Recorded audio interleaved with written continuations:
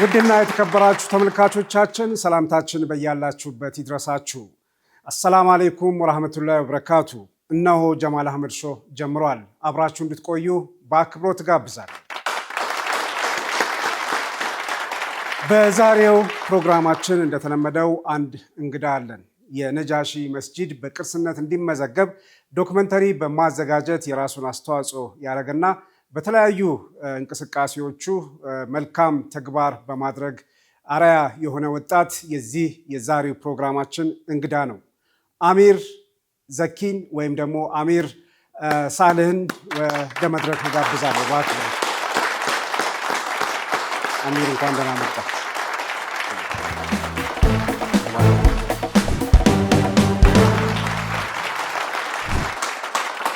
ተመልካቾቻችን በድጋሚ ተገናኝተናል። የዛሬው እንግዳችን አሚር ሳልህ ወይም ደግሞ አሚር ዘኪ ነው። በዛሬው ዝግጅታችን እንግዲህ አሚር በነጃሺ ዶክመንተሪ ዝግጅት ዋና አዘጋጅና የነጃሺ መስጂድ በዓለም አቀፍ ደረጃ በቅርስ እንዲመዘገብ ከፍተኛ ጥረት ከሚያደርጉ ሰዎች መካከል አንዱ ነው። የዛሬው እንግዳችን አሚር ነው ማለት ነው። እንኳን ደህና መጣ አሚር። እንኳን ደህና ቆየ ጀማል። እንደው ከተመልካቾቻችንም ጋር መተዋወቅ እንድትችል እንደ መግቢያም እንዲሆንን እስቲ የልጅነት የትምህርት ጊዜህን ብታስተዋውቀን። ኦኬ፣ ስሜ አሚር ሳልህ ይባላል። አብዛኛው ሰው በሚያቀኝ አሚር ዛኪ ነው ሞር የምታወቀው። ተወልጄ ያደግኩት መቀሌ ከተማ ነው። የመጀመሪያ ትምህርት ኤስዩኤስ በሚባል የግል ትምህርት ቤት ነው የተማርኩት። ከዛ ቀጥሎ ደግሞ ማጂክ ካርፔት ነው የተማርኩት። ፈርስት ዲግሪ በሕክምና ነው። ሰከንድ ዲግሪ ደግሞ በቢዝነስ ነው የተማርኩት። አሁንም ሕክምና ከዛ ቢዝነስ እንዴት ሊሆን ይችላል? ወደ ሕክምና ስገባ ኢንተረስቱ ብዙ ባይኖረኝም ወደ ሕክምና ነው የገባሁት። ነገር ግን ከሕፃንነቴ ጀምሮ አባቴና እናቴ ነጋዴዎች ስለሆኑ ያ ጫናም ስለነበር ወደ ቢዝነስ ብገባ ሞር አሪፍ ይሆናል ብዬ ነው ማስተርስ በቢዝነስ የተማርኩት ማለት ነው። ከዛም ድርጅቶችም ስላሉኝ እነሱም አድሚን ለማድረግም ቢዝነስ መማር ግዴታ ስለነበር በቢዝነስ ነው ያጠናሁት። አሁንም እሱ ግን በኋላ እንመጣበታለን እንጂ ለምሳሌ ሕክምና የት ተማርክ? አይደር መቀሌ ዩኒቨርሲቲ አይደር ካምፓስ ሕክምና እዛ ተማርክ? ጨርሰዋል? ሕክምና ጨርሻለሁ። በምን በቢኤስ ነርስ ነው የተማርኩት። እዛ ስሰራ ነበር። ከዛ በማስተርስ በሊደርሺፕም እየተማርኩ ነበር። በሌላ ደግሞ በኤምቢኤ ማለት ነው። ኤምቢኤው ጨርሻለሁ። የሊደርሺፑ ግን አልጨረስኩትም። ኦኬ። ስለዚህ ሕክምና፣ ቢዝነስ፣ አሁን ደግሞ ሌላ ሙያ ላይ ደግሞ ገብተሃል እና የሚያወያዩን የሚያነጋግሩን ነገሮች አሉ ይመስለኛል። ወደ ልጅነት ለመልሰህ እና እዛው መቀሌ ነው ተወልደ ያደግከው ወይስ? መቀሌ ነው ተወልደ ያደግኩት። አይደርስ ይባላል።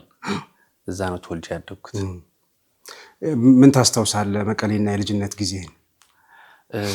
የልጅነት ጊዜው በጣም ጥሩም ነበር፣ ግን የኢትዮ ኤርትራ ጦርነትም ስለነበር።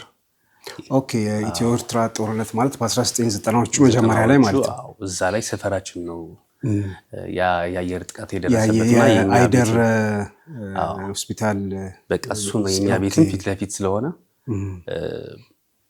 እድገታችን በዛ በትራማው ነው የሚጀምረው። ጥሩ የሚባሉት ውስታዎች አሉ፣ ግን አይደር ሲባል የአይደር ድብደባ ነው የምታስታውሰው እና እሱም ቤታችን አካባቢ ስለነበር ድብልቅልቅ ያለ ስሜት ያለበት አስተዳደግ ያደግ ነው። ከሞላ ጎደል ግን ጥሩ የሚባል አስተዳደግ ያደግ ነው። በልጅነት በተለይ ከቁርአን ጋር ከመርከዝ ጋር የተገናኘ ነገር ምን ታስታውሳለህ? ምን አለ? ቁርአን በስነስርዓት ቀርቻለሁ። ስፔሻሊ እኛ ቤት ውስጥ ነው የተማርነው። ሼህ ተመድቦልን ቤታችን ነው ስንቀር ያደግ ነው። እዛ ላይ በደንብ አድርገን ተምረናል። የመርከዝ እንቅስቃሴዎችም ነበሩ፣ ግን የኛ ትምህርት ቤት ደግሞ ፉል ታይም ስለነበር ማታ ማታ ነው ለቁርአን ምናምን ጊዜ የምንሰጠው የነበረው። ከሞላ ጎደል ግን በስነ ስርዓት ቀርተናል። ለአባታችንና እናታችን ማመስገን እንፈልጋለሁ እና በስነ ስርዓት ተምረናል። በዛው እንግዲህ ማነሳው የልጅነት የቁርአን የመድረሳ ህይወት ሳነሳ በተለይ በመቀሌ አካባቢ በዛ ማህበረሰብ የእስልምና ተከታዮች እስልምናውን በደንብ በማስተማር ራሳቸውን መግለጽ በመቻል ያለው ሁኔታ ምን ይመስላል? ምን ነገር ታስታውሳለህ? ምን ታዘባል? አሪፍ የሆነ የተለያዩ የቁርአንና ሂፍዝ የቁርአን ቦታዎች አሉ በየመስጊዱ እና ሼህ ማንጋ ነው የምትቀራው የሚል ኮምፒቲሽን ምናምን ነበረ። ስፔሻሊ አንዋር መስጊድ ላይ ታዋቂ የሚባሉ ሼኾች አሉ። አንዋር መስጊድ መቀሌ ማለት ነው? አዎ ትልቁ ማለት ነው። 11 መስጊድም ካሊድ የሚባል አለ። እኛ ጋም ቢላል የሚባል መስጊድ አለ። ስለዚህ በዛ ላይ እንትን ትላለህ። ስፔሻሊ ክረምት ላይ ሲሆን ደግሞ ሁሉ ወደ ቁርአን ስለሚገባ እዛ ላይም እንትን አለ እና በጣም ጥሩ ነው የነበረው ለማለት ነው። ኦኬ አሚር፣ ቤተሰቦች ነጋዴዎች ናቸው። በዛ ምክንያት ከሕክምና ወደ ቢዝነስ ለመግባት ተገፋፍቻለሁ ብለሃል። የቢዝነስ ወይም የንግድ እንቅስቃሴያቸው በምን ላይ ተመሰረተ ነው? ምን ተማርክ ከነሱ? ወደዛ ልትገፋፋ የቻልክበት ምክንያት ምንድን ነው? አባቴ በጣም ጎበዝ ነጋዴ ነበር። ስፔሻሊ ሳኡዲ እየተመላለሰ ይሰራ ነበር በድሮ ጊዜ ማለት ነው። ከዛ እቃ እያስመጡ ድሮ ነው አስበው። እኛ ህፃን እያለን ወደ ሳኡዲ ይሄዳል። እዛም ሱቅ አለው፣ መቀሌ ላይም አለው። እየተመላለሰ ይሰራ ነበር እና አንዳንዴም ብዙ እቃ ይዞ ይመጣ ነበርና መቀሌ ላይ እንትን ይደረጋል፣ ይሸጣል። ህፃን እያለን ማለት ነው። አስመጪ ምናምን ሳይታወቅ ድሮ ማለት ነው። እና እናቴም እንደዛው ናት። ነገር ግን ከህፃንነታችን ጀምረን ሱቅ እንጠብቃለን። የላኛው ሱቅና የታችኛው እየተባለ ከህፃንነታችን ጀምረን እዛ ቁጭ ብለን ስንሰራ ነው ያደግነው። ስለዚህ እሱ ቀላል አይደለም፣ ትልቅ የሆነ ኢንፍሉዌንስ አለው። በቃ በዛ ተቀርጸን ነው ያደግነው። ከዛ ወደ ትምህርቱ ላይ ስንመጣ ወደ ቢዝነስ ገብተህ በተማርከው የትምህርት ዘርፍ ወይ ስራ ወይ የሆነ ተቋም ውስጥ ገብተህ መስራት ችለሃል? አዎ በዚህ ባለፈው 3 ዓመት እስከ 4 የሚደርሱ ድርጅቶች ከፍቻለሁ። ድርጅቶች? አዎ የተለያዩ። የመጀመሪያው ራዲካል ቤት ለቤት ሕክምና የሚል ለየት ያለ ክሬቲቪቲ ያለበት እዛ መቀሌ ማለት ነው። መቀሌ ላይ ከፍቼው በህዝቡም በአንዴ ተቀባይነት አግኝቶ በጣም ትርፋማ የነበረ ስራ ነው። ከዛም እነዚህ ኢስላሚክ የሆኑ ሐላል ቱሪዝም ላይ ምክንያቱም ትልቅ አልነጃሺ ይዘህ ለሱ ለሚመጡ እንግዶች የሚሆን እንትን አልነበረም፣ መሰረተ ልማት አልነበረም። ስለዚህ ቤተነጋሽ ቱር ኦፕሬተር የሚልም ሁለተኛ ከፈትኩኝ። ከዛ ሶስተኛም ኤንጂኦ ከፈትን። ስፔሻሊ በእስልምና የሚታወቅ ኤንጂኦዎች ትግራይ ላይ ያሉ የሆኑ የተለያዩ የአረብ ሀገራት የሚመጡ ዶኔሽን ወደ ትግራይ አይመጡምና ለምን አንከፍትም ብለን ቢላል ኤድ የሚል ከፈትን፣ ሶስተኛው ማለት ነው። ሌላ ደግሞ ከማይኒንግ ጋር የተያያዘ አንድ ሌላ 4ኛ ድርጅትም ነበረኝ ማለት ነው። እና እንግዲህ ከራዲካል ጀመርክ። ራዲካል የጤና ጉዳይ ላይ የሚያተኩር ነው። በየአካባቢው የጤና አገልግሎት የሚሰጥ ነው እና ይሄ ቀላል ነገር አይደለም። እንዳልከው ሰውም አውቆታል፣ ቢዝነስም ሆኖ ነበር እና ለምን ቆመ? እንደገና ደግሞ አት ዘ ሴም ታይም ሌሎች ተመሳሳይ ወይም የተለያዩ ነገሮችን እንደ ቢዝነስ መስራት መጥፎ አይደለም፣ ግን እነዛን እያሳካ ነው የቀጠልክበት ወይስ አንዱ ፌል ሲያደርግ ነው ወደ ሌላው የሄድከው? እነሱ በምን ሁኔታ ላይ ነው ያሉት? ሁሉም አሉ፣ ፌል አላደረጉም። ነገር ግን በቃ ስፔሻሊ ከጦርነቱ በኋላ ከፕሪቶሪያ በኋላ ትልቅ ተስፋ ስንቀን ነው ወደ ስራ የገባ ነው። ሉዝ ያደረግናቸው 3-4 ዓመት ነበሩና ኮሮናም ነበረ። ስለዚህ ብለን 24 ሰዓት መስራት ነው የጀመርነው። 24 ሰዓት በምሰራበት ጊዜ ወደ 4 የሚደርሱ ትላልቅ የሆኑ ድርጅቶች ያወጣሁትና በሚገርምህ ነገር ሁሉም አሪፍ እየሰሩ ነበር። በጣም ትርፋማ ሆኜ ነበር። ከራሴ አልፎም እስከ 20-30 የሚደርሱ ሰዎች ከስር የሆነው የሚሰሩ ወጣቶች ነበሩኝ። ስፔሻሊ የሕክምና በጣም አሪፍ ሂዶ ነበር። ከዛ ግን ፖለቲካው ክራይሲስ ሲያጋጥም ደግሞ ሁሉም ነገር ባንዴ ነው ፌል ያደረገብኝ። የቀረ ነገር የለም። አሁን ትግራይ ላይ ምንም አይነት ስራ የለም፣ ምንም አይነት ቢዝነስ የለም። ጀስት ቁሞ ነው ያለው ክልሉ ማለት ነው። እሱም ሲቆም እነዚህ ቢዝነሶችም ሁሉም ቁሞ በቃ ባዶ እጃችን ነው እንትን ያደረግነው ማለት ነው። ኦኬ እነዚህ ስራዎች አሁን ተሰራቸው የነበረው የትግራይ በጦርነት በነበረችበት ጊዜ ነው አይደለም? ፖስት ዋር ነው። ከፕሪቶሪያ በኋላ ነበር የተጀመረው። አራቱም የተከፈቱት ከዛ በኋላ ነው። የቅርብ ጊዜ ነው ማለት ነው። ማለት በዚህ የፕሪቶሪያው 2 ዓመት ከ3 ዓመት አካባቢ ነው። በዛ ጊዜ ውስጥ ነው። ከዛ በፊት የሞከርከው ነገር አልነበረም? በዚህ ውስጥ እንደው በእነዚህ ስራ ውስጥ እዛ አካባቢ በተለይ በመቀሌ በዛ ህይወት ውስጥ ምን አየህ? ምን ታዘብክ? ምን የተለየ ነገር ገጠመኛል በእነዚህ ስራዎቹ ውስጥ? በእነዚህ ስራዎች ስፔሻሊ ያ ቢላል ኤድ የሚባለው ኤንጂኦ ሎካል ኤንጂኦ ክሬት ያደረግነው በዛ ላይ ብዙ ነገር ሰርተናል። በጣም ትላልቅ የሚባሉ ስራዎች ሰርተናል። እኛ ሊበልጠን የሚችል አንድ ትልቅ የመንግስት ኤንጂኦ ብቻ ነው የነበረው ብዬ ነው የማምነው። ማረት ይባላል። ከዛ ውጭ ግን በአጭር ጊዜ ማረት የህወሓት የነበረ ነው። ማህበር ረድኤት ትግራይ ይባላል። የትግራይ እንትን ነው ግን በመንግስት የሚደገፉ ነው። ትልቅ ኤንጂኦ ነው። እኛ የኛ ኮምፒቲሽን የነበረው ነው በአጭር ጊዜ ከነሱ ጋር ነው። እነዚህ ሎካል ኤንጂኦዎች ላይ ሳይሆን ከሱ ጋር ነው ኮምፒቲሽን የነበረን። በአንድ አመት እስከ 50 የሚደርሱ ፕሮጀክቶች ሰርተናል። ትላልቅ የሚባሉ በህክምናው ያልሰራነው ነገር የለም በአጭር ጊዜ ማለት ነው። ወደ ህዝቡም በአጭር ጊዜ ተቀባይነት አግኝቶ ትልቅ ቦታ ላይ ደርሰን ነበርና ሞርኮ ሁሉም ትልቅ ትውስታ ያለን እዛ ላይ ነው። ኦኬ። ምን የተለየ ነገር አየህ? ምን ገጠመ? ሰዎች መሀል ለምሳሌ በኢንዲጂኦ ስትሰራ በጤናውም ዘርፍ ስትሰሩ ልታስታውሰው የምትችለው ነገር አለ? እዛ ላይ በጣም ማስታውሰው አንድ ጆሮውን የተጎዳ አንድ ወጣት ነበርና ለብዙ ዓመት በጦርነቱ ማለት ነው። አዎ በጦርነቱ ከዛ ጆሮውን አሳከም ነው ታከመና ሂሪንግ ኤድ የሚባሉ ማሽኖች ደግሞ አሉ እዚህ የሚገጠሙ ከጀርመን የመጡ እሱም ገዝተን ሰጠነውና ከዛ በማታ ደውለው የሚስቴ ድምጽ እኮ ሰማሁት ብሎ ይደወልልኛል። እስካሁን ነው ማስታወሰው። ስልኩና መስማት አይችልም ነበር፣ አይሰማም ነበርና ሽኩረን ብሎ በማታ ደውሎ የሚስቴ ድምጽ እኮ እንድሰማ አረጋችሁኝ ብሎ አመሰገነና እሱ ሁሌ ከንትን የማይጠፋ ነው። በጣም ጥሩ የሆነ ይሄንን ልታስታውስ ትችላለህ? ኦኬ። ከእነዚህ ስራዎች ውጭ እንግዲህ አሁን ዛሬ አንተን በእንግድነት እንድንጋብዝ ካረጉን ጉዳዮች መካከል በነጃሺ መስጂድ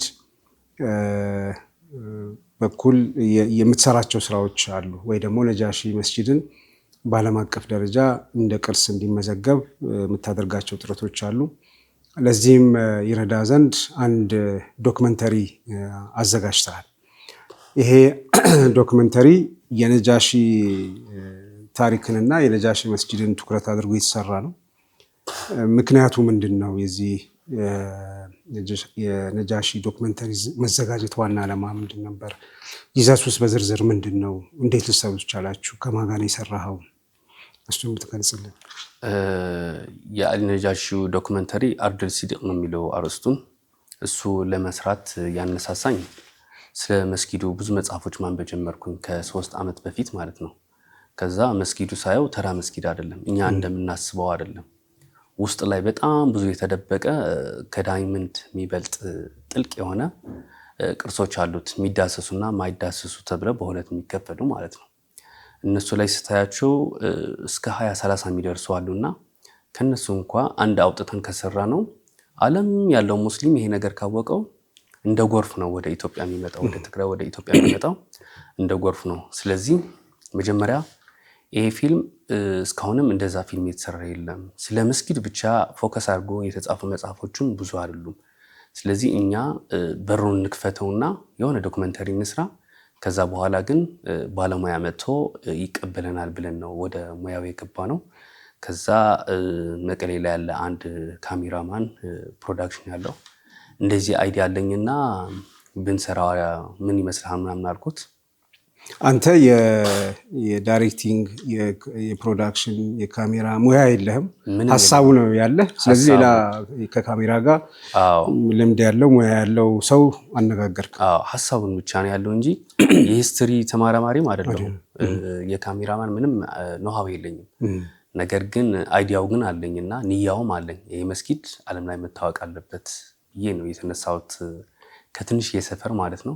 ከዛ እሱን ሳናግረው በጣም ደስተኛ ሆነ። ተካልኝ ነው የሚባለው። ከዛ ከሱ ጋር ሆነን ጀመር ነው።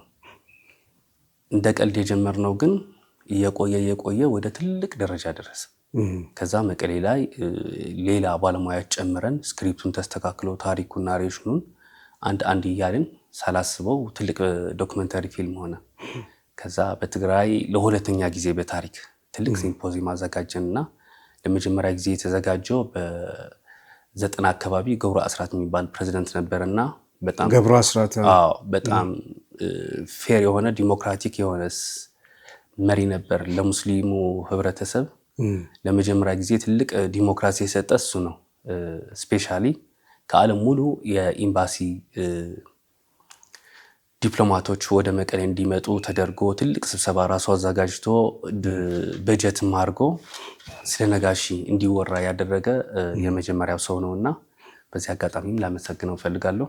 ከዛ ቀጥሎ አንድ ሲምፖዚየም የሚመስል ነገር አድርገን ፊልሙን አስመረቅነው ማለት ነው። እዛ ይበቃል ስንል ግን ሪኩዌስት ብዙ መጡ። ከዛ በኋላ ደግሞ መቼ ነው እዚህ የሚታየው የሚሉ ጥያቄዎች ሲመጡ ግን ከዛ በፊት የዶክመንተሪው ይዘት አሰራር ምን ይመስል ነበር? እንዴት ሰራ? ይዘት ሲባል ምን ላይ ነው የሚያተኩረው? ዶክመንተሪው ምን ለማስተዋወቅ፣ ምን ለማሳየት፣ ሰዎች ጋር ምን ለማድረስ አስባችሁ ሰራችሁት? በምን መልኩ ደግሞ ሰው ተቀበለው ያንን ፊልም? ፊልሙ ለመጀመሪያ ስንነሳ መጀመሪያ ሙስሊሙ ማህበረሰብ ይሄ መስጊድ ማወቅ አለበት፣ አያውቀውም ብለን የተነሳ ነው። ከራሴ ጀምረው ማለት ነው። ምክንያቱም እዛ አድገን ግን ውስጡ ላይ ያለ ነገር ምንም አላወቅ ነው።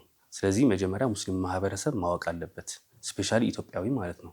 እሱ ካወቀው ደግሞ ፕሮሞት ለማድረግ ይጠቅመናል ብለን በ4 ቋንቋ ነው የሰራ ነው። በትግርኛ አለ፣ በአማርኛ፣ በኦሮምኛ አለ፣ በእንግሊዝኛ አድርገን ነው የሰራ ነው። እዛ ነው ያስመረቀው። ምክንያቱም ትግራይ ላይ ያለው ነጋሺ በደንብ አድርጎ አልገባውም ምን እንደሆነ። በቃ ጀስት መስጊድ ነው፣ ሰሃባዎች አሉ፣ ግን ከዛ ባለፈ ግን ሌላ ትርጉም ያለው መስጊድ አይደለም። ከዛ በላይ ቢዮንድ ማሰብ አለብን። ቱርክ ላይ አንድ ሰሃባ አለና ለሱ ሰሃባ ለማየት ከዓለም ሙሉ ወደዛ ይሄዳል፣ ሙስሊሙ ማለት ነው። ትልቁ ሙዚየም ያለ እዛ መሰለኝና እሱን ሙዚየም ለማየት በቃ ከዓለም ሙሉ ያለው በቢሊዮን የሚቆጠር ሙስሊም ወደዛ ነው የሚጎርፈው። እኛ ደግሞ እስከ 16 የሚደርሱ ሰሃባዎች ይዘን ለምንድን ነው ሙስሊሙ ማህበረሰብ እንደ ጎርፉ ነው ለምን አያየውም? ለምን ወደ መስጊዱ መጥቶ ያሉትን በቱሪዝም አንግል ማለት ነው ለምን አይጎበኘውም? ለምን ዩኔስኮ አይመዘገብም? መስጊድ ውስጥ ያለው ቅርስ እኮ ተራ ቅርስ አይደለም። ብዙ ነገር ኢትዮጵያ ላይ እየተመዘገበ ለምን ነጋሽ የሚያክል አልተመዘገበም የሚል ቁጭት ተነስተን ነው ስራውን የጀመርነው ማለት ነው። ከዛ እዛ ትግራይ ላይ ስናስመርቀው ብዙ ሰው እንትን አደረግን፣ ሞር እንዲነሳሳ አድርግ ነው። ከዛ ደግሞ ቶሎ ብሎ እንዲሰራ ፈርሶ ነበርና ቶሎ ብሎ እንዲሰራ ከተሰራ በኋላ ደግሞ ተራ መስጊድ መሆን የለበትም፣ ዓለም ሙሉ ማወቅ አለበት፣ ኢትዮጵያውም ማክበር አለበት። ይህን መስጊድ መጥቶ በማየት በመጎብኘት ሊያስተዋውቀው ይገባል። ከዛ ባለፈ ግን ዓለም ሙሉ ሙስሊም ማወቅ አለበት ይህን መስጊድ ብለን ነው በዛን ያን የተነሳ ነው። ከዛ ትግራይ ላይ በጣም አሪፍ ሄደልን፣ አዲስ አበባም እንደዛው። ከዛ ግን አላህ አሳክቶት ዩኔስኮ ላይ በጊዜያዊነት እንዲመዘገብ ችሏል። ወደዛ እንመጣለን። ምናልባት በዓለም አቀፍ ደረጃ ሆላንድ ነው ማነው? ፖላንድ ዋርሶ ነው ሰርቲፊኬት ይሰጣችሁ። እሱ ላይ እንመጣበታለን። ከዛ በፊት ግን የመስጂዱ ታሪካዊነት ከነጃሽም ጋር ተያይዞ ምናልባት የነጃሺ ታሪክ አክሱም ላይ ይጀምራል። ከዛ በኋላ ወደ ውቅሮ መጥቷል። ቅድም እንዳልከው እዛ አካባቢ ያሉ ኢትዮጵያውያን ሙስሊሙንም ሙስሊም ያልሆነውንም ጨምሮ ስለ ነጃሺ በቂ እውቀት፣ የነጃሺ ማንነት በተመለከተ በቂ እውቀት አላቸው ወይ? እንደገና ደግሞ ያ ታሪካዊ መስጂድ ግንባታው ያረፈበት ቦታ በአጠቃላይ እንደ ቅርስ የተሰጠው ቦታና ጥበቃ በሚገባው ልክ ነው ወይ ብለህ ታምናለህ ወይ? መጀመሪያ እሱን እንመልስና ሌሎች ነገሮች ላይ ብንሄድ ጥሩ ይመስለኛል። ተመልካቾቻችን እየተከታተላችሁ ያላችሁት የነጃሺ ቲቪን የጀማል አህመድ ሾን ነው። ከአፍታ እረፍት በኋላ ተመልሰን እንገናኛለን።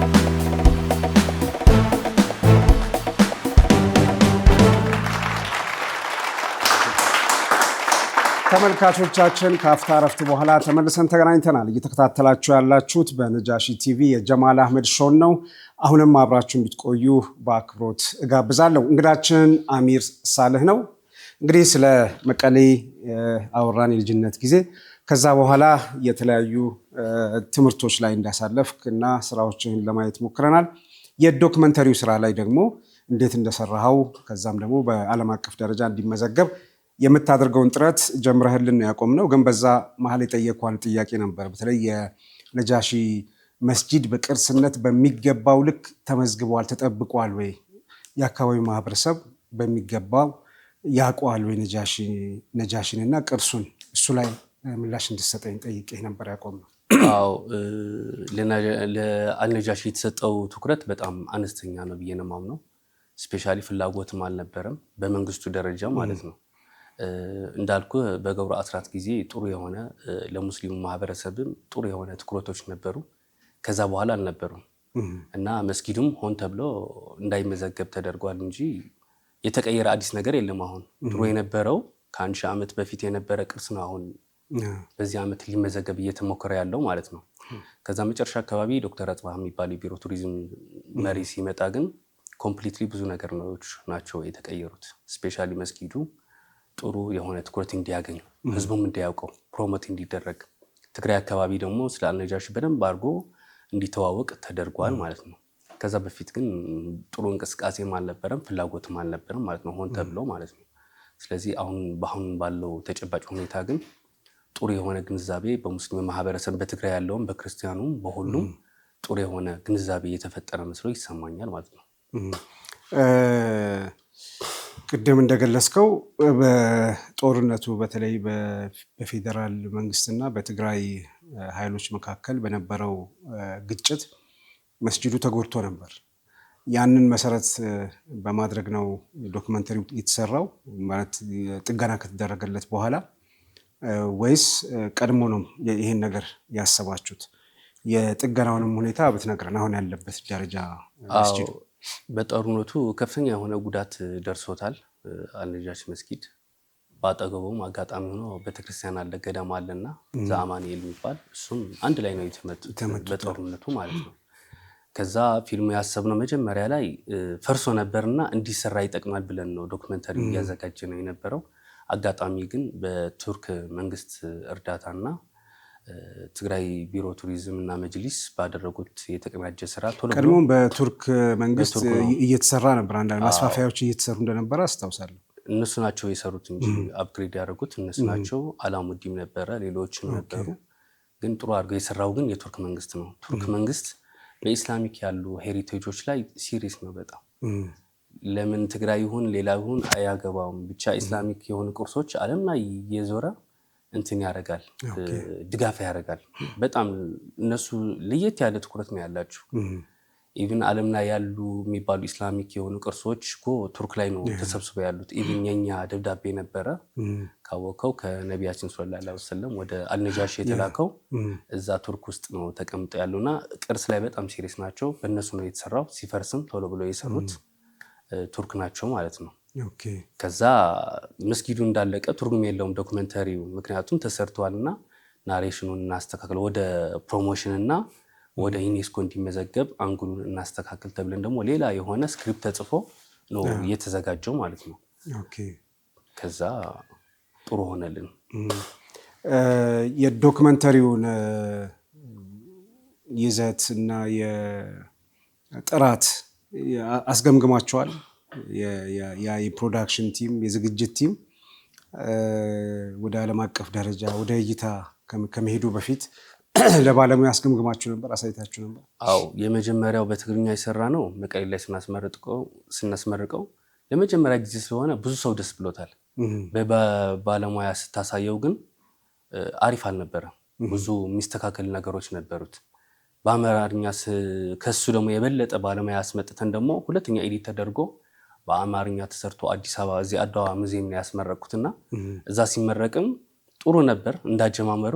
ባለሙያ ሲያየው አሁንም ብዙ ጉድለቶች አሉት። ታሪኩ ላይ ምናምን አይደለም ግን የሆኑ በፊልም አይን ስታይ በባለሙያ ሲታይ ብዙ ሚስቴኮች ነበሩትና የመጨረሻው ደግሞ አሁን ትልቅ የሆነ አዲስ አበባ ላይ አንድ ትልቅ ፕሮዳክሽን አለ ኒዮ የሚባል ማለት ነው። ፊልሙ እዛ ስናስገባው ይሄ ለኢንተርናሽናል ትልቅ የሆነ ሲምፖዚየም በዋርሶ ፖላንድ ላይ የሚዘጋጃልና ይሄን እንስራው ስላቸው ወደ 1 ወር የሚደርስ ቀንና ሌሊት ነው የሰሩት። በጣም ደክመዋል። ፊልሙ ተጨርሶ ሳይው ይሄ የኔ አይደለም እስከምል ማለት ነው። በስታንዳርድ ነው የተሰራው። በጣም ኳሊቲ ነው። ከዛ ደግሞ ትላልቅ ባለሙያዎች ነው የገቡት። ትግራይ ላይ ያሉት እዛ ባለ አቅም ነው እንትን የምታረጋቸው። አዲስ አበባ መተህም እነሱ ጋር ሲገባ ከዚህ በፊትም ትላልቅ ዶክመንተሪ ኢንተርናሽናል ሰርተዋል። አፍርሰው ደግሞ እንደ አዲስ ሰሩትና በቃ እንደ ተመልካቹ ምን ያያዩት እንደ አዲስ ማለት ነው። ከዛ እዛ ዩኒቨርሲቲው ሲገባ ደግሞ ምንም አይነት ኮመንት አልነበረም፣ ጥያቄም አልነበረም። አይቶ በቃ ተደስተው ብዙ ኮመንት ነው የሰጡኝ በፖዚቲቭ ማለት ነው። እና ለቀጣይም ገና ይስተካከላል። አሁን ደግሞ ትላልቅ የሆኑ ፕሮግራም አሉ ኢንተርናሽናል የሆኑ ከዛ የበለጠ አድርገን ደግሞ እንሰራዋለን። እስካሁን ይሄን ስንሰራ ግን አንድ ያገዘን ባለሀብት ምናምንም የለም። በራሳችሁ በግል በራሴ ነው። ወጪው እንዴት ሸፈንክ? በራሴ ነው የሸፈንክ? በራሴ ነው። በቃ ብዙ ብር ነው ያወጣሁት። ምን ያህል ነው ያወጣው ብር? ስፔሻሊ ሌላው ይቅርና አዲስ አበባ እዚህ አድዋ መጥቼ ሳስመርቀው እስከ 800,000 ብር ነው የከሰርኩት። ለምረቃው ብቻ የከሰርኩት ያወጣውና የከሰርኩት እስከ 800,000 ብር ይደርሳል። ይሄ በኪሳራ ነው። ለአዳራሹም ተከፍለው ምናምን ስፖንሰር 2 ነው ያገኘነው። እዚህ የአልነጃሺ 00 መንደር እስከ 200,000 አካባቢ የሚደርስ አገዙን።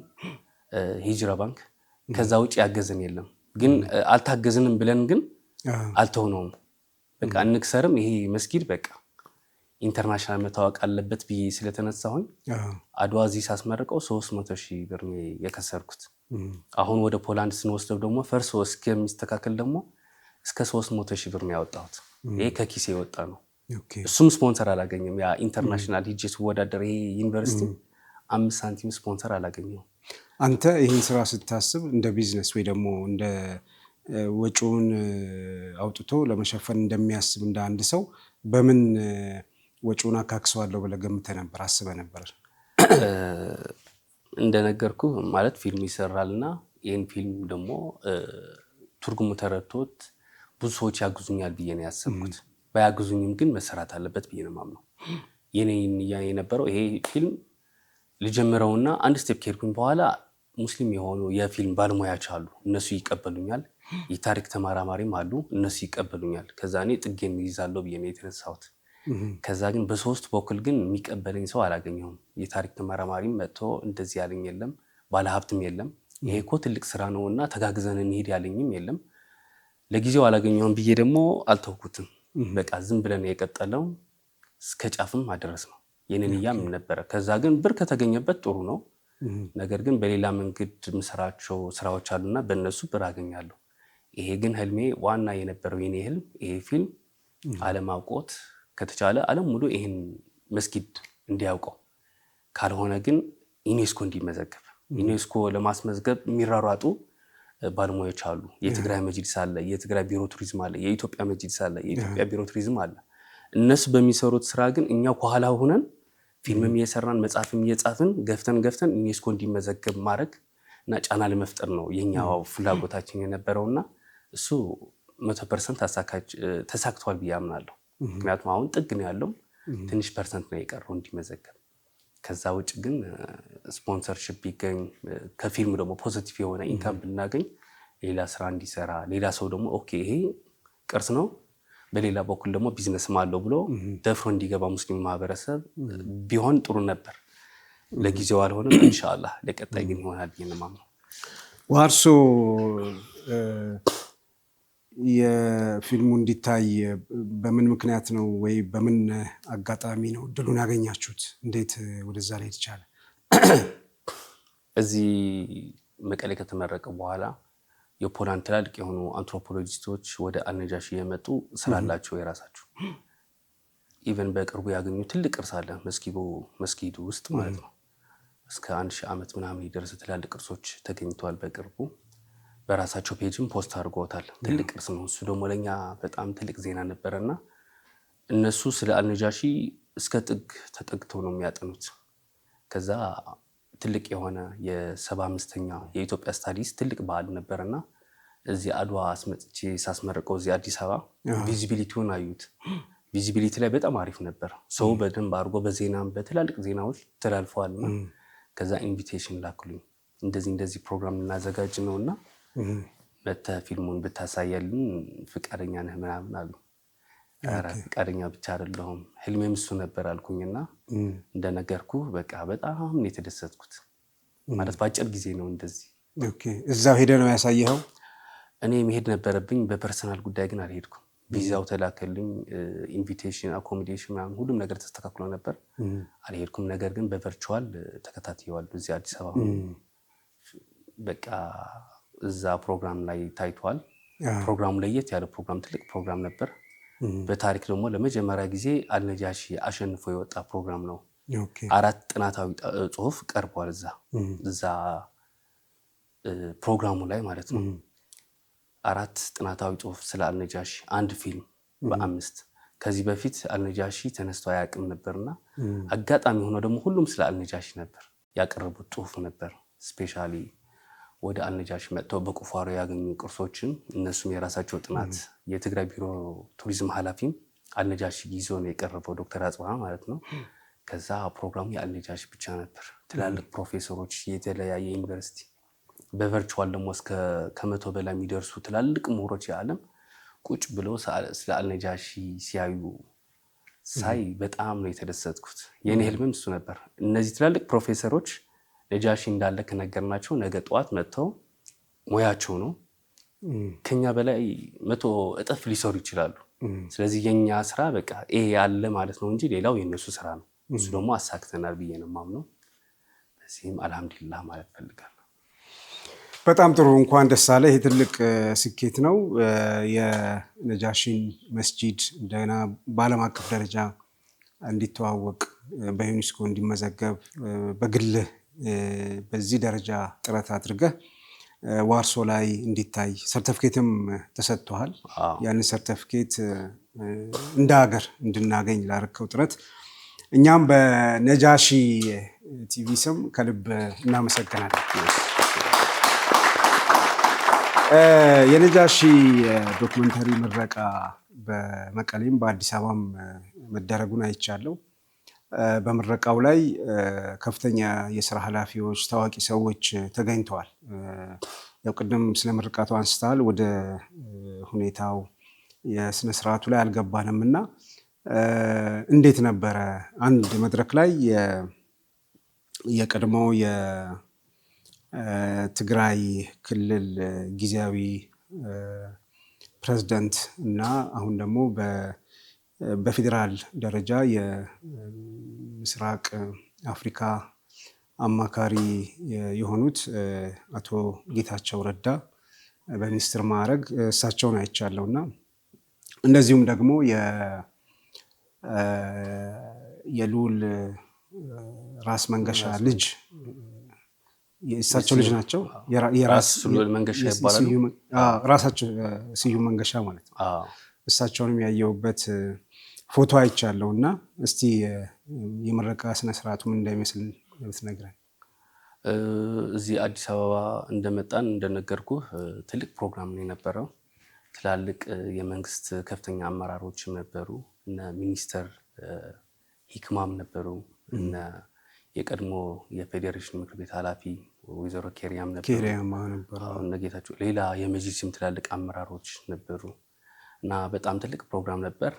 እዛ ፕሮግራም ደግሞ ለየት ያደረገው ደግሞ የቀድሞ የትግራይ ገዢ ነው የነበሩት የራስ መንገሻ ስዩም የትግራይ ጠቅላይ ገዢ ነበሩና ያን አንተ እንደነገርከው ጌታቸው ረዳም የጊዜያዊ አስተዳደር የትግራይ ጊዜያዊ ፕሬዝዳንትም ነበሩ።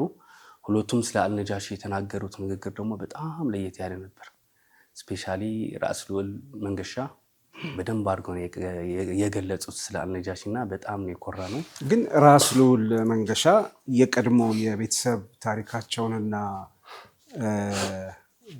አሁንም አንዳንድ ሰው ባለው ግምት ልክ ለእስላማዊ ቅርሶች ለሙስሊሞችም ጭምር በጎ አመለካከት አላቸው ተብሎ አይታሰብም። ግን በዛ መድረክ ላይ እና ከዛ በፊትም ደግሞ ጥሩ ነገር እንደነበራቸው እየሰማን ነው። አንተም በዚህ መድረክ በአቶ ጌታቸው ረዳ አማካኝነት የሆነ ስጦታ ስትሰጣቸው ወይ ደግሞ ሰርተፍኬቱን አላቅም የሆነ ነገር ስታደርግ አይተናል። እና አንዳንድ ጊዜ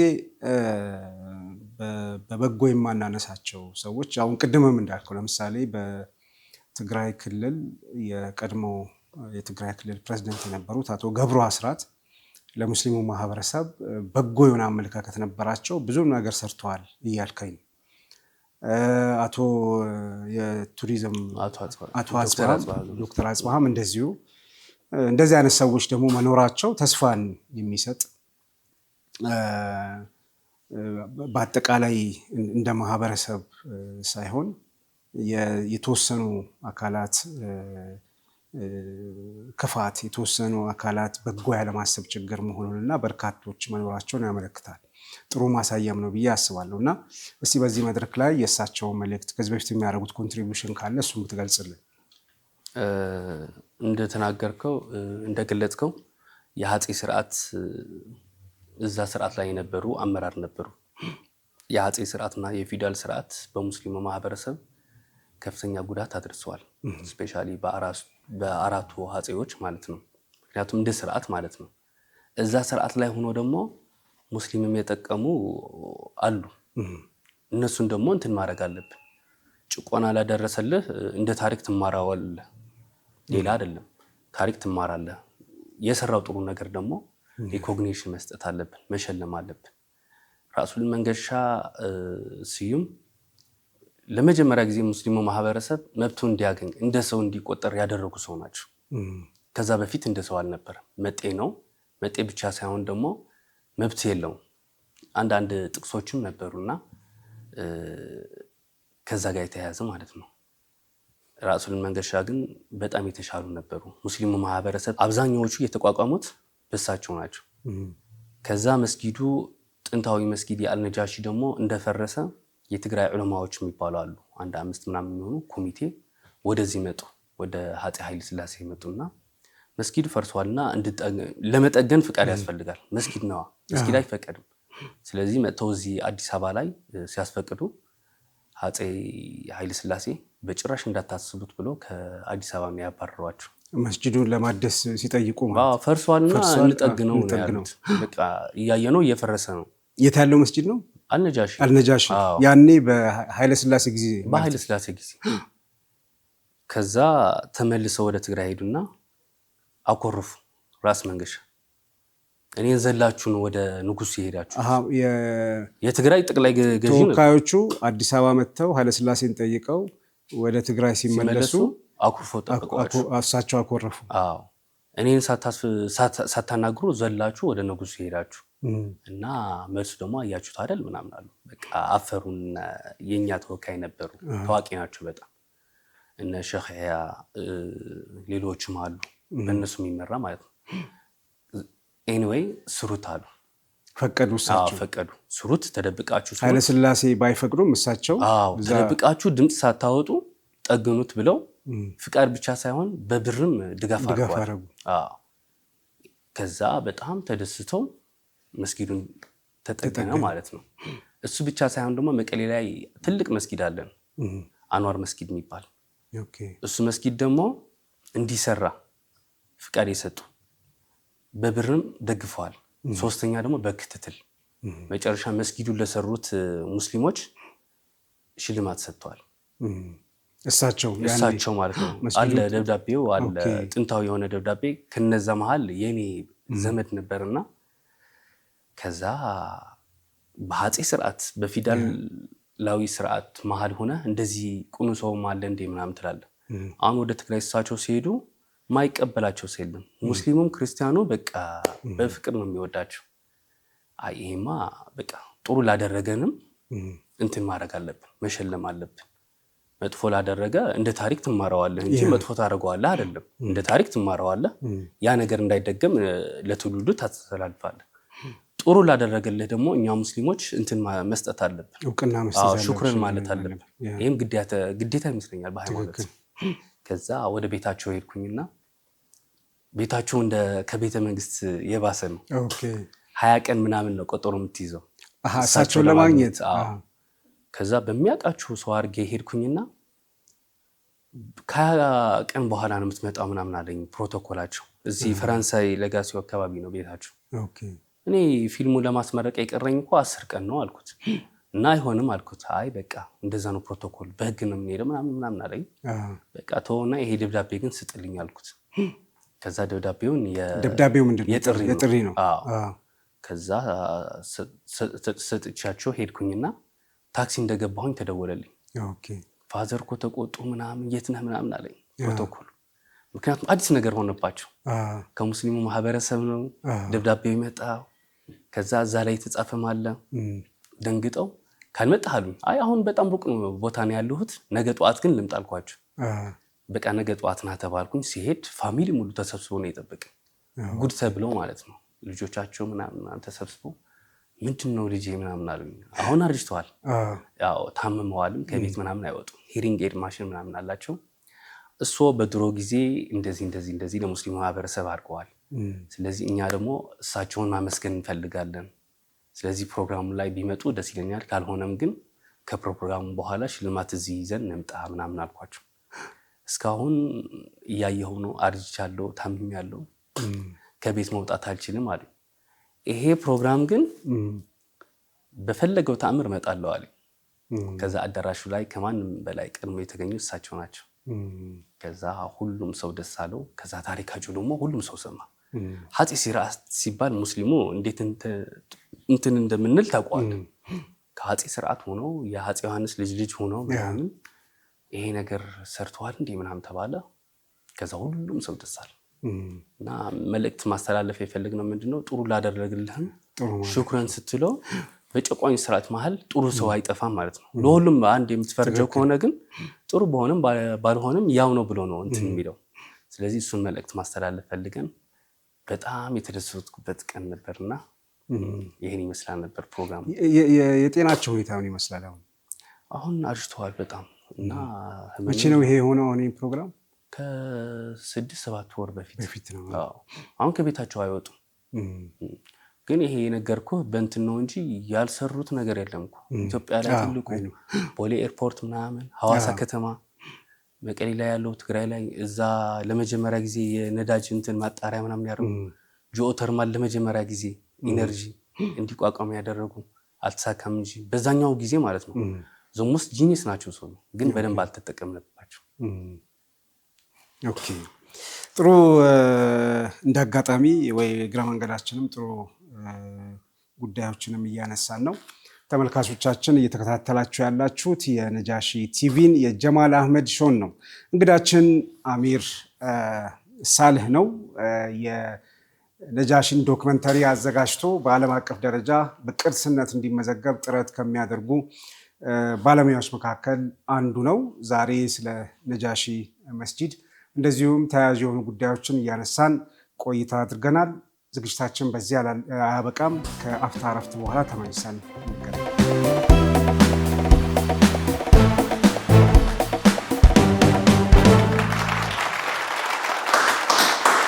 ተመልካቾቻችን ተመልሰን ተገናኝተናል። ከእንግዳችን ጋር ቆይታችን ይቀጥላል። አሚር ስለ ነጃሺ ዶክመንተሪ የነገርከን ያው በዓለም አቀፍ ደረጃ በተለይ ዋርሶ ላይ ለህዝብ እይታ ቀርቦ በዓለም አቀፍ ደረጃ ነጃሺ መስጂድ በቅርስነት እንዲመዘገብ ከፍተኛ እገዛ ማድረግ ችሏል። ይሄ ፊልም እንግዲህ አገር ውስጥም በተለያየ ቦታ አስመርቀኸዋል።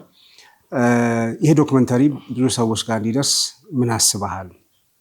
ወደፊትስ ራሱ ነጃሺ መስጂድ በቅርስነት እንዲመዘገብ መሰል ስራዎችን የመስራት እቅድ አለ ወይ? በተለያየ መንገድ ኢንሻአላህ እስካሁን በጣም በአጭር ጊዜ ጥሩ ቦታ ላይ ደርሷል ብዬ ነው የማምነው። ስፔሻሊ እንደነገርኩ እዛ ፕሮግራም ላይ የተገኙት በጣም በርከት ያሉ አንትሮፖሎጂስት የታሪክ ተመራማሪ በጣም ብዙ የሚባሉ ስለሆኑ በጣም ደስተኛ ነበርኩኝ። ምክንያቱም እነሱ ካወቁት በኋላ ስለ መስጊዱ ብዙ ነገር ይሰራሉ ብዬ ስለማምን ማለት ነው። በፊልም ደረጃ ደግሞ አሁን የተለያዩ ሀገራት ላይ ቱር ለማድረግ ዝግጅት እያደረግን ነው። ከዛ በፊት ግን የመጨረሻ የሚስተካከሉ ነገሮች በስነ ስርዓት ከተስተካከሉ በኋላ ከመሄዳችን በፊት እዚህ ለማሳየት አስበናል። አሁን ኢንተርናሽናል ስታንዳርዱን ማለት ነው እሱ ዝግጅት እያደረግን ነው። እሱን ካሳካን በኋላ ግን የተለያዩ የዓለም ሀገራት ስፔሻሊ ሳዑዲ ላይ ከታሪኩ ጋር የተያያዘ ስለሆኑ ሌላ ወደ አውሮፓ አካባቢ ያሉት ወደ አሜሪካ አካባቢ ያሉት እዛ ሂደን ለማሳየት ንያ ያለን ፕላን አሉ። ስለዚህ እዛ ላይ ከደረሰ በኋላ ግን እንደነገርኩ ዩኔስኮም እስከዛ በቋሚነት ይመዘገባል። አሁን በጊዜያዊ ነው የተመዘገበው። በቋሚነት ከተመዘገበ በኋላ ራሱ መስጊዱ የኛ ብዙ ድጋፍ አያስፈልገውም፣ ራሱ ችሎ እንትን ይቆማል ብዬ ነው የማስበው። ከዛ ባለፈ ግን ዓለም ላይ ያለ ሙስሊም የሚሆን ሙስሊም ያልሆነም ስለ ቅርሱ ግዴታ ማወቅ አለበት ብለን ስላመንን ዓለም ሙሉ ቱር ለማድረግ ኢንሻአላህ ፕሮግራም አለን ከተሳካልን ማለት ነው።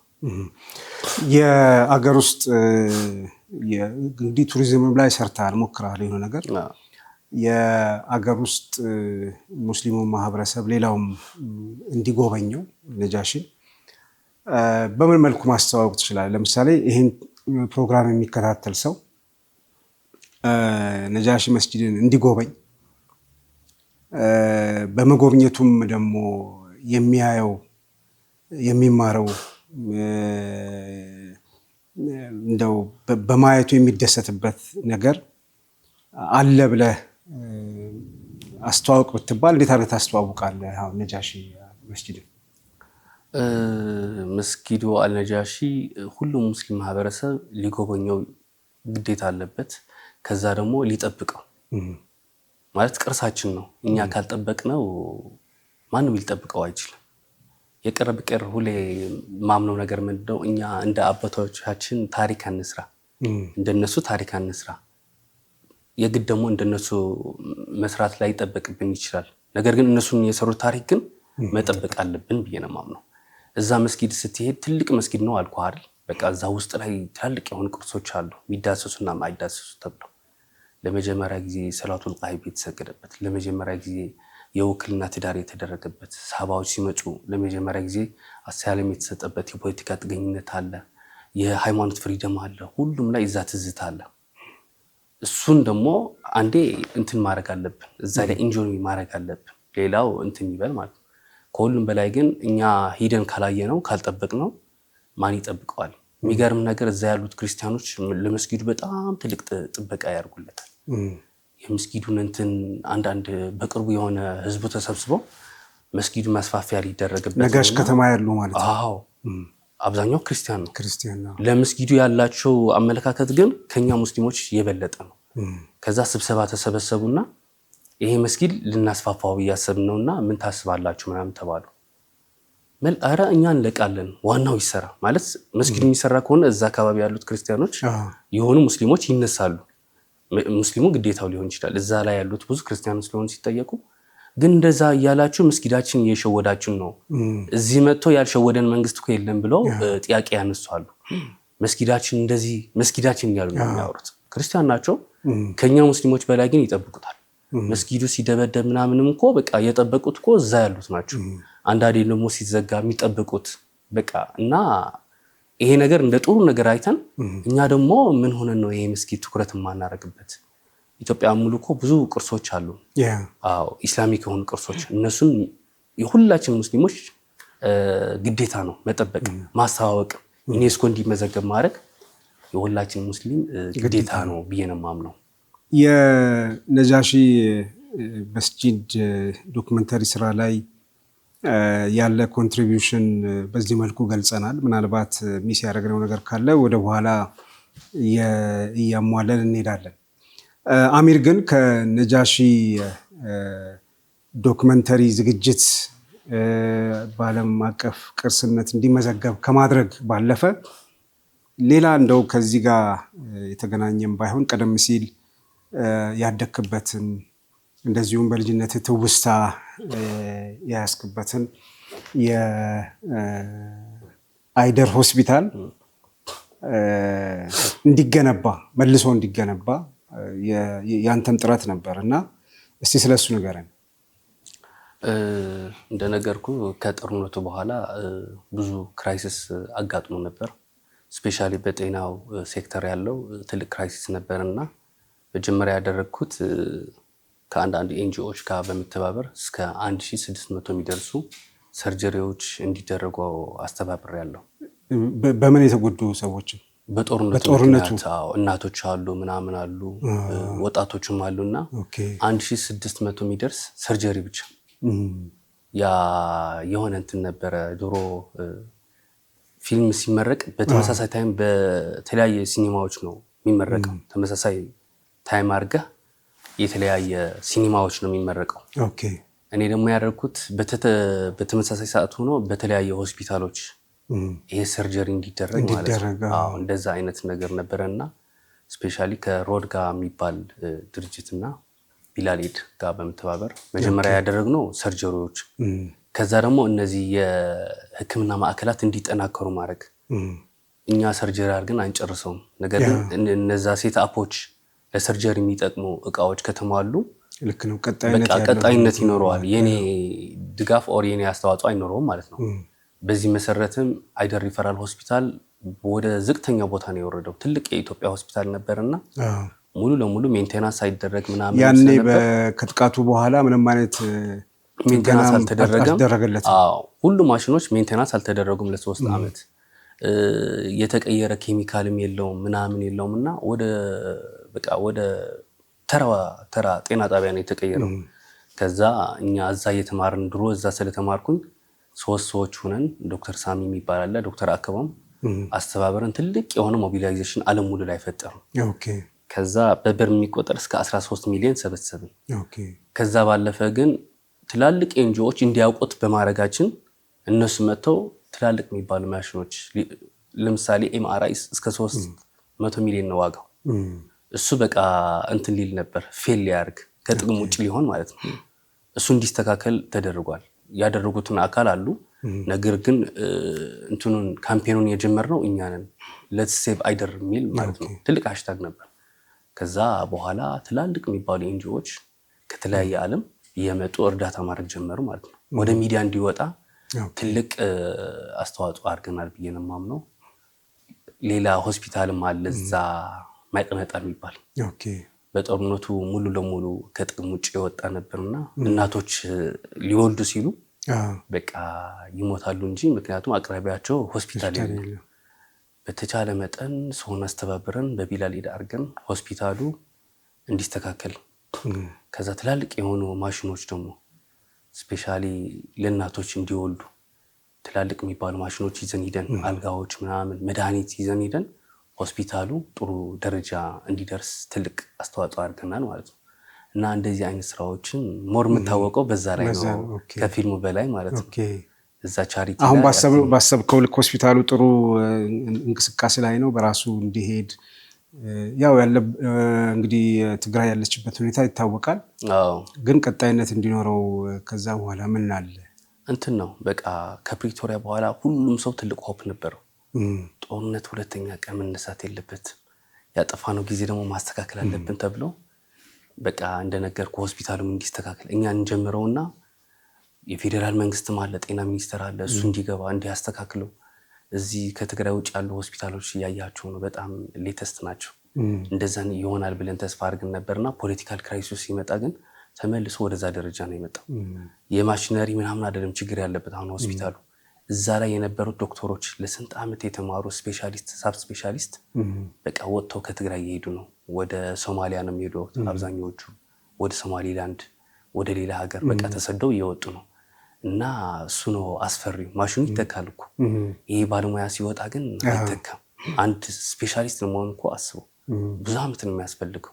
ከዛ ላይ ደግሞ ለዶክተር ትምህርት ተመርጠው የሚገቡት ደግሞ ጥሩ ጭንቅላት ያላቸው ተማሪዎች ናቸው አይደል? አዎ ከዛ ሳብ ስፔሻሊስት ይሰደዳል። ዶክተር ምናምን ኖርማል ነው። ስፔሻሊስት አሉ ምናምን አሉ። ሁሉም ተጠራርጎ ከሆስፒታሉ ይሄዱ ነው። ይሄ ደግሞ ትልቁ ስጋት ነው ከማሽነሪ በላይ ማለት ነው። ጉዳት የደረሰበትን ሃይደር ሆስፒታል እንዲጠገን እና መልሶ ማህበረሰቡን ማገልገል እንዲችል ላደረግከው ጥረት ከልብ እናመሰግናለን። ትልቅ ስራ ነው። ይሄን ያንተ ሌሎች ስራዎችም አሉ። በትግራይ በተለይ በአክሱም ሴት ተማሪዎች ሂጃብ አድርገው መማር አትችሉም በሚል ተከልክለው ብዙ አነጋጋሪ ሆነዋል እስካሁንም ድረስ። ይሄ ጉዳይ አግባብ አይደለም ብለህ በሌሎችን ሰዎች በማስተባበር ትልቅ ሰልፍም እንዳካሄድክ አውቃለሁ እና ስለሱ ደግሞ ብትነግረንስ? አዎ በአክሱም ላይ የሂጃብ ክልከላ ነበረና የሂጃብ ክልከላ አክሱም ላይ ብቻ አይደለም፣ ኢትዮጵያ ኦልሞስት ኢትዮጵያ ውስጥ ያለ ነው እስካሁን። ሌላ ተወውና አዲስ አበባ ውስጥም እኮ ሂጃብ ክልከላ እያየ ነው። ከዚህ በፊትም ነበረ። የአክሱሙ ለየት የሚያደርገው ግን ለፖለቲካል ጎል ተብሎ የተሰራ ስለነበር እሱ ነገር በስነ ስርዓት አጠናነውና ይሄማ በደንብ አድርገን እንየው ብለን ጠጋ ብለን ስናየው ለፖለቲካ ፍጆታ ተብሎ እንጂ። ምን ማለት ነው ለፖለቲካ ፍጆታ ሲባል? ያኔ ጌታቸው ረዳ ይመራ ነበር፣ ፕሬዝዳንት ነበረ። ከዚህ ጌታቸው ረዳ ላይ ጫና ለማድረግ የሚሰሩ ስራዎች ነበሩ። አይችልም እንዲባል ጫና እንዲደረግበት ብዙ ነገሮች ይደረጉ ነበር። እነሱን እናቃቸው ነበር። ምክንያቱም እኔ እንደነገርኩ ፋሚሊ ነጋዴ ናቸው። ከነጋዴ ውጭ ደግሞ ብዙ ፖለቲከኞች ቤታችን ላይ አሉ፣ በጣም ትላልቅ የሚባሉ። ስለዚህ ፖለቲካ እናውቀዋለን። ባንማርም ምንም ባንልም በቃ ያደግንበት ነው። ስለዚህ ጌታቸው ረዳ ላይ ጫና ለማድረግ ፕሬዝዳንቱን ማለት ነው አክሱም ተመረጠች። ከዛ ድንገት ነው የተከለከሉት። እየተማሩ ነበርና የምትከለክል ከሆነ እኮ ከመስከረም ነው የምትከለክለው። ድንገት ሂጃብ ለብሰው እየተማሩ ነበርና መሀል ላይ ግን የሆነች ጊዜ ላይ ድንገት አትገቡም ተባሉ እንጂ መስከረም ላይ ቢሆንማ ኦሪንቴሽን ይሰጣል፣ ይሄን ታረጋለህ አታርግም ተብሎ ይጀመራልና ከፈለክ ትምህርት ቤት ትቀይራለህ። ወደ ፈተና ልትጠጋ ስትል ግን እንደዛ ማድረግ አትችልም። ከዛ አዛታይም ደግሞ ትግራይ ላይ ብዙ ክራይሲሶች እኮ አሉ እኮ። ስለ ሂጃብ የምታስብበት ምንም አይነት ሞራል የለህም። ትምህርት ቤቶቹ ሁሉም ፈርሰዋል እኮ። ከ80% በላይ እኮ ትምህርት ቤት የለም፣ ፈርሰዋል። ደብተር ያለው ተማሪ የለም፣ የሚበላም ያጣ ተማሪ ነው ያለን አይደል? እዛ ላይ ሆነ ግን ሌክዠሪ ነው፣ ስለ ሂጃብ ለማውራት ሌክዠሪ ነው። ኢቭን አንድ ተማሪ ከትምህርት ሲቀራም ልትቆጣው አትችልም። ምክንያቱም ምግብ የለውም ቤቱ፣ የትምህርት መሳሪያዎችም የሉትም እና እሱማ እንዴት የለህም። በዛ ላይ ሁኔታ ሆነ ግን ሂጃብ ስትል ግን እኛ ጠጋ ብለን ስናየው በፖለቲካ ነው፣ ትዕዛዝ ወርዶ ነው። ወደ ትግራይ የትምህርት ቢሮ ኃላፊ ዋና እሱ ነው የነበረው። እሱ ነው ይሄን ነገር ሲያደርገው የነበረው ማለት ነው። እኛ ደግሞ በሶስት እንትን ተከፋፍለን፣ አንዱ የህጉ የሚከታተል፣ አንዱ ደግሞ ሰዎችን ያለው መሬት ላይ ያለው ተጨባጭ ሁኔታ ለዓለም ህዝብ ኦር ለሁሉም ፕሮሞት የሚያስተዋውቅ፣ ሶስተኛው ደግሞ የእንትን አሉ የመጅሊስ አካላቶች አሉ። ከዛ መጅሊሱ እዛ ላይ ሲመድበን በስነ ስርዓት ታገነ የታገል ነው። ትልቅ ትግል ነበር። ከዛ ላይ ግን በጣም በህይወቴ ሳትስፋይድ ሆንኩበት ነው። ምክንያቱም ፍርድ ቤት ሄደንም አሸንፈናል። እዛ የነበረው ደግሞ ብዙ ደጋፊ ደግሞ አግኝተናል። ስፔሻል ሙስሊም ብቻ አይደለም እዛ ሰልፍ የሚወጣ ክርስቲያን ወጥቷል በሰልፉ። ኦኬ የነበረው እንትን በሃይማኖት አድርገህ ሌላ ነገር ያ የተለመደ ነገር አለ። የሆነ ሙስሊሙ ማህበረሰብ የሆነ ጥያቄ ሲጠይቅ ራስህ እንትን ታደርገዋለህና ትበድለዋለህ። መብቱ ሲጠይቅ ደግሞ ከዋሃብያ ጋር ከምናምን ጋር ምናምን እያያዝክ መብቱን በስነ ስርዓት ኤክሰርሳይዝ እንዳያደርግ ለዘመናት የቆየ እንትን ነው። በቃ እንዲሸማቀቅ ታደርገዋለህና አንገቱን ደፍቶ እንዲሄድ። ይሄ ደግሞ የኛ ጄኔሬሽን አይቀበለውም። ምክንያቱም የድሮ የነበረው ጄኔሬሽን እና የኛ የተለያየ ነው። መብታችንን እናውቃለን፣ ግዴታችንም እናውቃለን። ወደ ሌላ ነገር አልገባንም። ወደ ህገ መንግስቱ ነው የገባነው። ትላልቅ የህግ አማካሪዎች አሉ። እነሱን ሂደን ህገ መንግስቱን ተከትለን እስከ ፍርድ ቤት ሄድን። አክሱም ላይ ያለው ቤት ፍርድ ማለት ነው። እዛ ላይ አሸነፍን። በጣም የፍርድ ሂደቱ እንዴት ነበር? አሁን ያልተጠበቀ ነበረ በፍርድ ቤት እንደዚህ አይነት የውሳኔ ይመጣል ተብሎ። አዎ የመጀመሪያ የነበረው ዳኛ ቴድሮስ ይባላልና ሬ ኖር ነው ምናምን ብለው በቃ ከፍርድ ቤቱ ነው የመለሳቸው። ኖር ነው መጠየቅ አይገባም አረ ምናምን አላቸው። ጫና ተደረገበት ምናምን ነው አለ። በሳምንቱ ቀየሩት እሱንን ሌላ ነውር ነው ሲል አዎ መብታቸው ነው ማድረግ አለባቸው በሚል ነው ሲባል ኧረ እኔ አልከለክልም ይሄ እኮ በቃ መብታቸው ነው ምናምን ብሎ ተከራከረ። ዋናው ዳኛ ነው የምልህ በትክክል ማለት ወደ ፍርድ ቤቱ ብዙ ሰው ነው የገባው። ከዛ ጫና ሊያደርጉለት ሲመክሩ ነው አለ።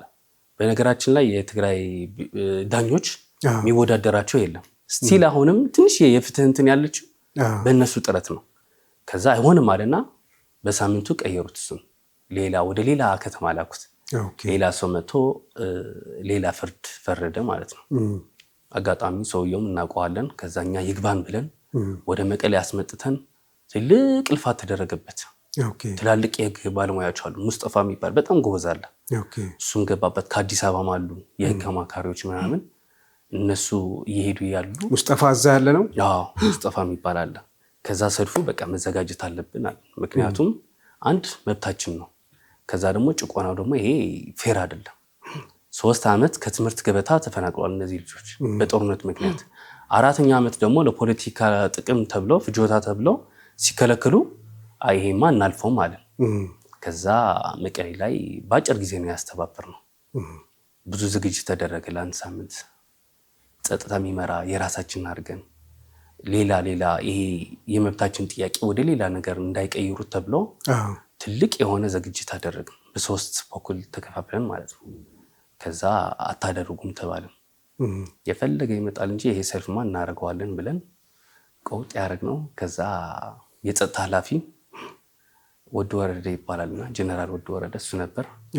አይ በቃ ፍቀዱላቸው አለ። ወደ ሌላ ነገር ከምንገባ ይፈቀድላቸው፣ ግን አጭር የሆነ ሰልፍ ያድርጉ አለ። መጨረሻ ሰዓት ላይ ማለት ነው።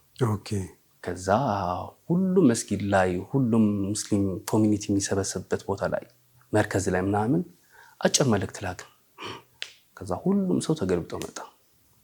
ሰልፉ እንደዛ አይነት ሰልፍ በታሪክ ታይቶ አይታወቅም። በስነ ስርዓት የሚወጣ ነው። የጸጥታ ችግር የለም። ወደ ሌላ ነገር ደግሞ አልተቀየረም። መሀል ላይ ደግሞ ሌላ ወረቀት ጽፎ የመጡ ብዙ ነበሩ፣ እስከ 20 የሚደርሱ ያንን አጋጣሚ ለመጠቀም ተጠቅሞ ወደ ሌላ ነገር ለመለወጥ። እሱ ደግሞ የራሳችን ሴኩሪቲ አዘጋጅተናል። የውስጥ ሴኩሪቲ ማለት ነው። ሲቪል ናቸው። በቃ እንደዚህ የሚከታተሉ አድርገን እስከ 20-30 የሚደርሱ እንትን አድርገናል። ምክንያቱም ከዚህ በፊት እንደዚህ ሙስሊም ማህበረሰብ ሲጠይቅ መሀል ላይ የሆነ ባንዲራ ይዘው ይወጣሉ ከሌላ ሀገር ጋር። እነዚህ አሸባሪ ተብሎ እንትን የሚባሉ አሉ።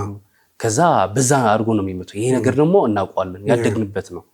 እንደዛ አይነት እስከ 20 የሚደርሱ ሰዎች ነበሩ ውስጥ ላይ ያገኘናቸው። እንደዚህ ሊያወጡት የሚሉ እንቀማቸዋለን።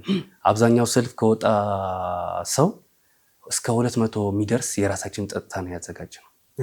በውስጥ በቃ ሲቪል ሆኖ መብቱን እየጠየቀ እንደዚህ ሴኩር የሚያደርግ ወንድና ሴቱ ሳይገናኝ ለብቻው ካየኸው ማለት ነው። ቪዲዮን ካየኸው እሱ በስነ ስርዓት አድርገን እንትን ያደረግነው።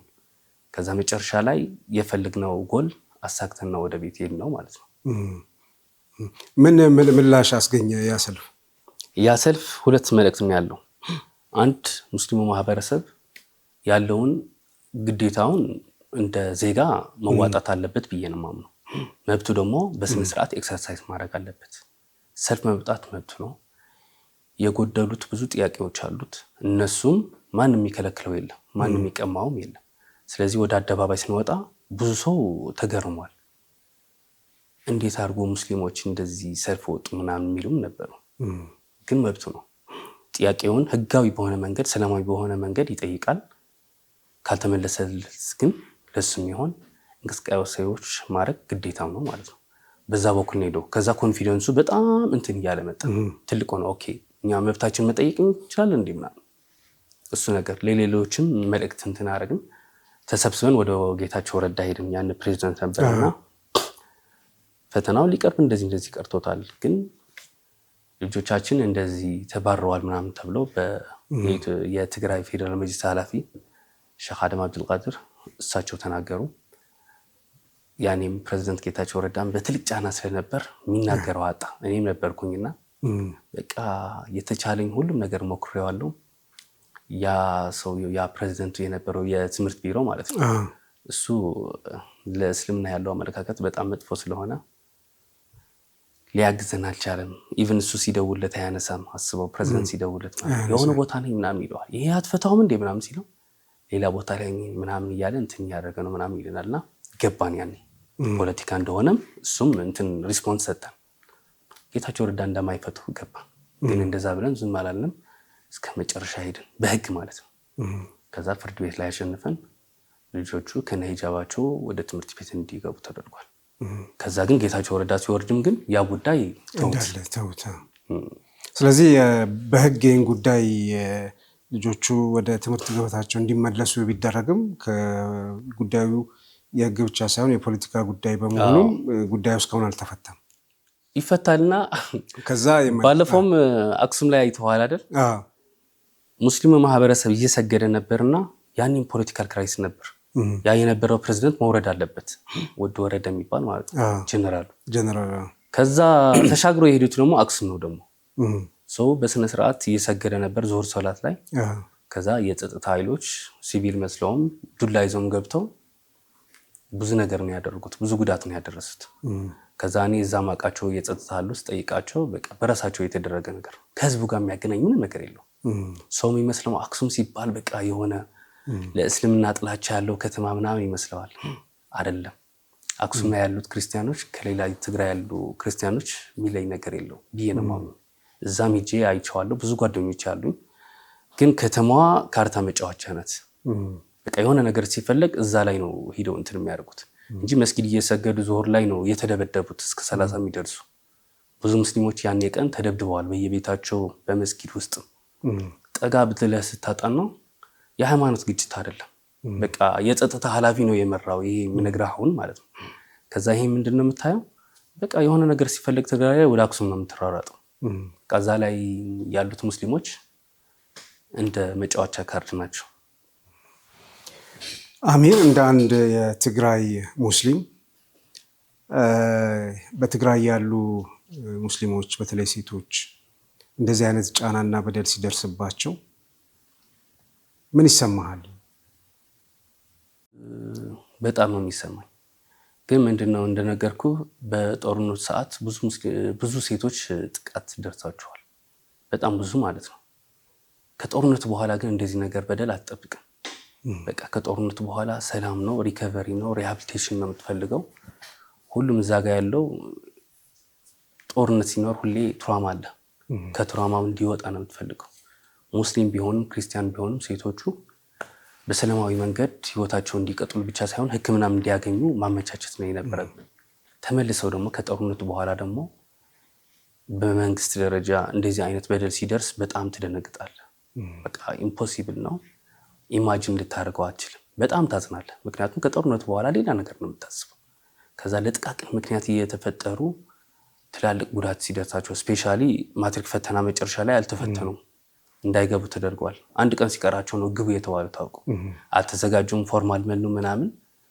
ለፕሮፓጋንዳ ሲባል ግን ኑ ተባሉ መጨረሻ ላይ። ከዛ ያኔ የተሰማኝ በጣም ነው ያፈርኩት። በህይወቴ በጣም ከማዝንባቸው ቀኖች አንዱ እሱ ነው። 159 ተማሪዎች ናቸው እንዳይገቡ የተደረጉት።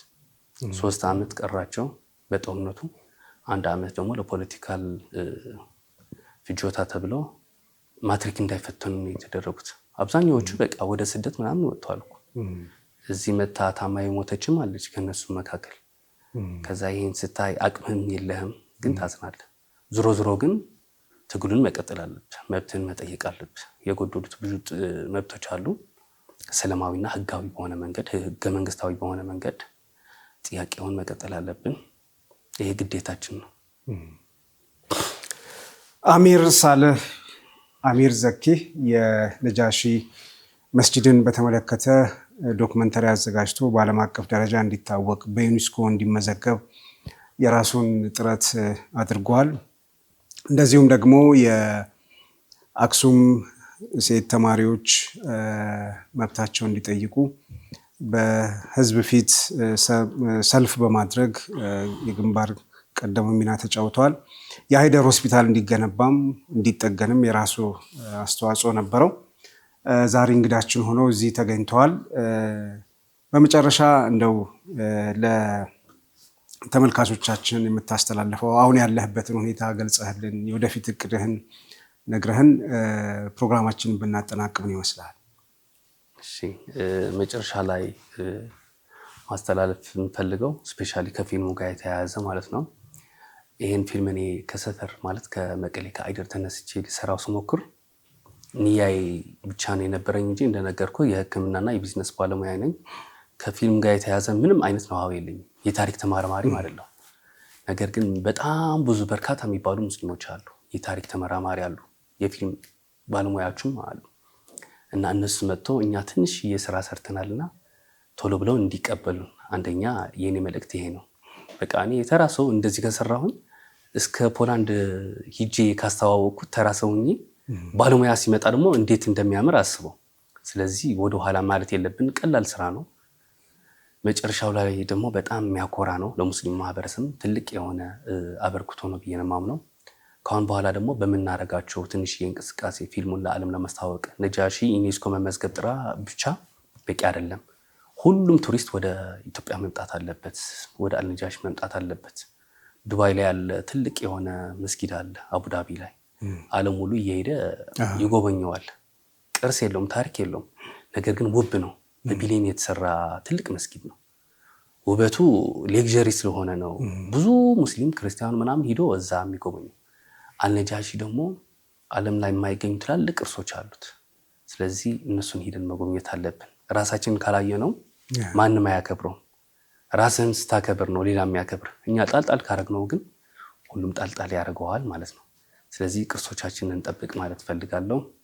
በተረፈ አንተም በጣም ማመሰግን ፈልጋለሁ። ሕፃን ሆነን አንተን በጣም እናከብርና እንወድህ ነበር። ጀማል ሲባል ደስ ይላል። አሁን ደግሞ ከአንተ ጋር በመገናኘቴ በጣም እድለኛ ነኝ። ቴንኪዩ ማለት ፈልጋለሁ። ሹክራን። እኔም አመሰግናለሁ የዚህ ፕሮግራም እንግዳ በመሆንህ፣ ይህንን ትልቅ ስራ ሰርተን ከኔ ጋር በመገናኘታችንና የፕሮግራሚ እንግዳ በመሆንህ ተመልካቾቻችንም አሚርን በዚህ ደረጃ ስለተዋወቃችሁ ለሰራው ስራ ከእናንተ ጋር ለማስተዋወቅ እዚህም ስለተገኘ እናንተንም እሱንም ከልብ አመሰግናለሁ። የዛሬውን ፕሮግራም በዚሁ አጠናቀናል። ሳምንት ከሌላ እንግዳ ጋር እንጠብቃቸዋለን። ወሰላሙ አለይኩም ወራህመቱላሂ ወበረካቱ።